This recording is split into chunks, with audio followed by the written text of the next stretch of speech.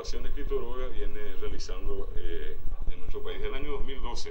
Esto va a ser el Fausto Cultural, la dirección podemos reiterar y la hora de la convocatoria. Sí, es el martes 11 a las 20 horas, Fausto Cultural que está sobre Ligia Llana 1060 entre Brasil y Estados Unidos. Y le esperamos a toda la gente a poder participar de este lindo evento. Bueno, entonces, de manera gratuita, entonces en Fausto Cultural, profesor, también tenemos aquí el material sobre relatos, precisamente, podemos observar ya también uno de sus trabajos. Efectivamente, ya que fue 15 casos de Bombegú, y así como este y varios otros que nuestros compañeros de escritología también tienen publicados, y en lo que tratamos de recopilar o rescatar la memoria oral del Paraguay.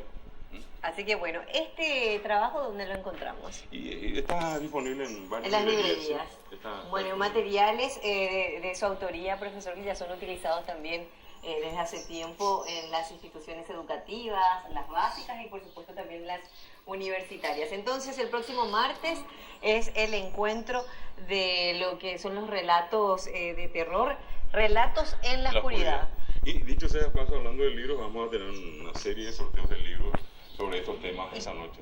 Con todo lo que tiene que ver entonces con la ambientación, chipa, guaripola, de todo sí, esa noche. Un fogón allí y sobre todo, como decíamos, en la oscuridad, allí contando a uno y para que la gente pueda entretenerse. Bueno, muchos ya se anotan para la guaripola aquí en estudios, me dicen, así que bueno, gracias profesor por acompañarnos, que tenga buen resto de Muy jornada. amable y en nombre de Escritor también una gratitud muy especial a ustedes. Muchas gracias, así nos acompañó el doctor David Galeano, vicepresidente de Escritor haciendo la invitación, ampliando la invitación de Relatos en la Oscuridad el próximo martes en Fausto Cultural. Nosotros ahora vamos ya a esta invitación de la proyección de esta película italiana en la Alianza Francesa, una producción que habla también